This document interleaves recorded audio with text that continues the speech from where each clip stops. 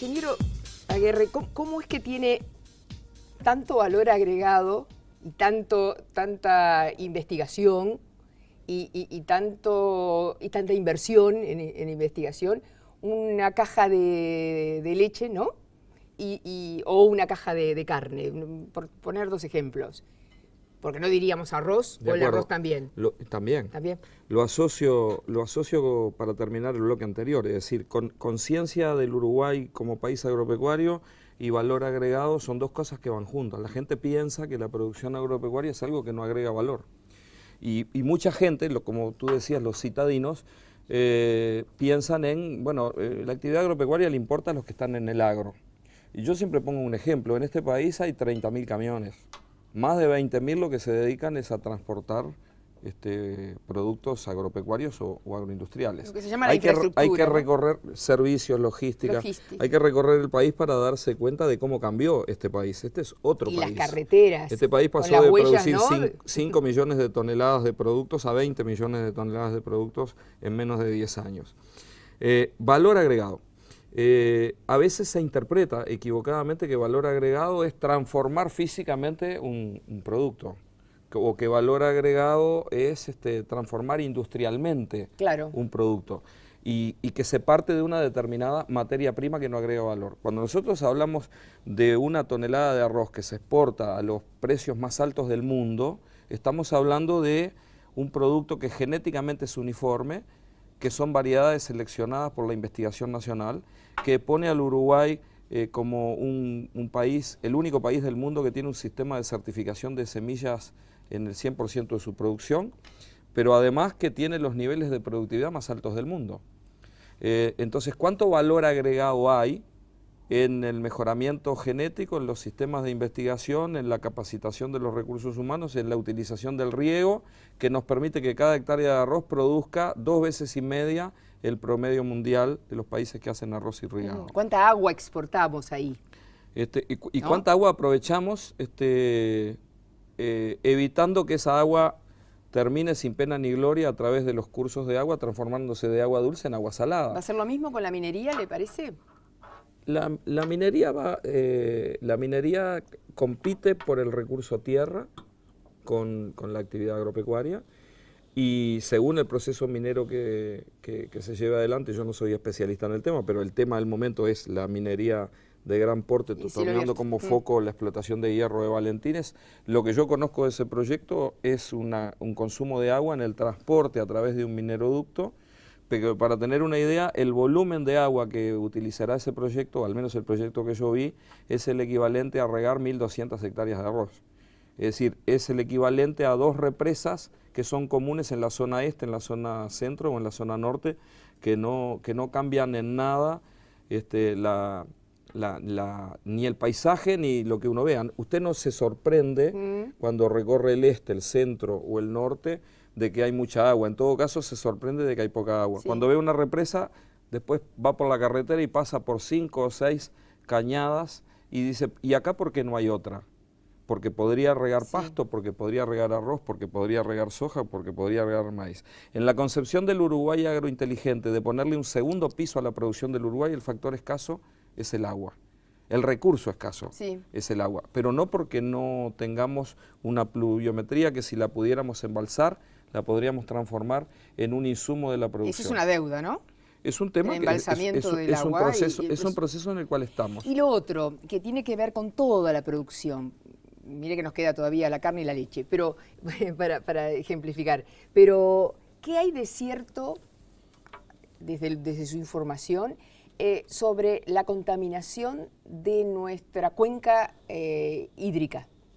Sí. Que dicen que tiene una alta contaminación por subproductos o por fumigación o por toda esa historia del trabajo agropecuario fundamentalmente.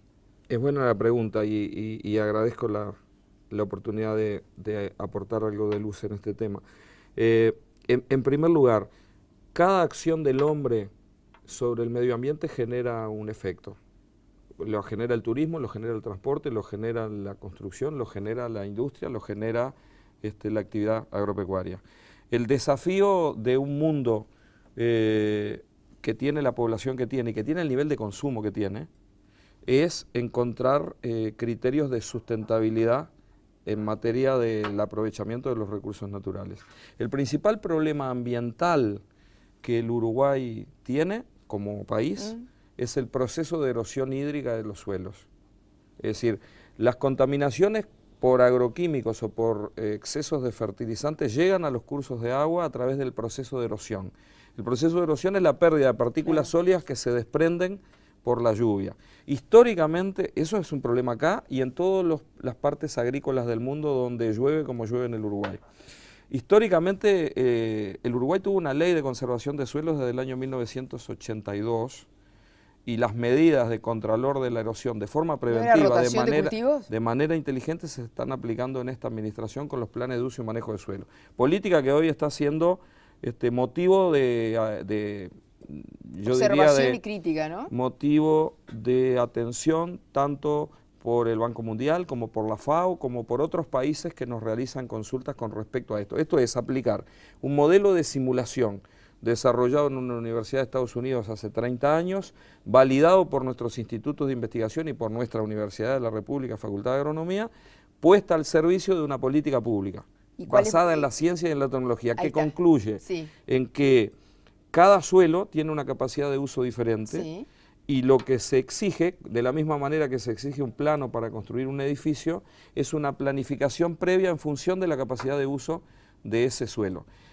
Previniendo o reduciendo la erosión, nosotros reducimos los problemas de contaminación hídrica. Los problemas del Santa Lucía no son problemas de la actividad agrícola de hoy. Todo el suelo que no está en el noreste de Canelones, en la época que se plantó remolacha y que se erosionó, toda la pobreza que en algunas regiones está basada en que los suelos no son más fértiles, el suelo que falta está en los cursos de agua. Usted dice que se los barrió, el agua barrió eso. Exactamente, ese es el proceso de erosión. Entonces, en un país que tiene un dinamismo agrícola tan fuerte, una política pública que mira 10, 15, 30 años para adelante es una política pública preventiva. Si fuera medicina, yo sería un médico forense si lo único que hiciera fuera multar a aquellos que provocan la erosión. Para hacer medicina preventiva tengo que exigir un carnet de salud que me demuestre que ese suelo está siendo usado de una manera saludable. De alguna manera, metafóricamente, lo que quiero transmitir es que como el suelo no es un recurso renovable en términos exactos, porque el proceso de formación de suelo en el Uruguay lleva más o menos una relación de 1 centímetro de suelo cada 100 años, los suelos que pierdo en una generación no puedo pensar que los voy a regenerar en la siguiente. Es pérdida neta. Por lo tanto, no los tengo que considerar como un recurso renovable. Bien, ¿y qué habría que hacer entonces? Lo que estamos haciendo. Generar una política pública, provocando el involucramiento del sector público. O sea que todavía no hay una receta. O sea, esto que yo decía... el Uruguay hoy es el único país del mundo que tiene 1,5 millones de hectáreas de agricultura ordenadas bajo la presentación de planes de uso y manejo de suelo. Entonces ya se está instrumentando. Incorporando a más de 450 ingenieros agrónomos privados que sin un papel, bajo formato online, presentan la proyección de lo que se va a hacer en los suelos agrícolas del Uruguay y nosotros monitoreamos con un sistema de satélite que nos permite por imágenes satelitales ver si se cumple el programa de rotaciones o de intensidad de uso del suelo que se planteó. Y somos líderes a nivel mundial en la aplicación de una política que incorpora... Entonces la rotación es fundamental, ¿no? Pero claro, pero usted puede entender que la rotación es importante y la puede poner como norma, pero tiene que tener instrumentos de fiscalización y de instrumentación. Y sobre todo, no puede ser construido a espaldas de lo que opina quienes tienen que hacer las acciones productivas. No hay política pública que se pueda hacer en contra de los administrados y mucho menos una política pública que se pueda hacer sin tener la capacidad de fiscalizarla. Son dos elementos básicos que tiene que tener la construcción de cualquier política pública. Esta política pública se construyó después de 3 años de diálogo y de involucramiento de todos los actores públicos, privados, investigación, fiscalización, producción, cadena agroexportadora, vinculación de distintos rubros productivos. Y hoy puedo decir orgullosamente como uruguayo que el Uruguay lidera un proceso de política pública en materia de conservación de recursos naturales como ningún otro país puede exhibir en el mundo. Y eso también es el Uruguay agrointeligente. Le pido una pausa.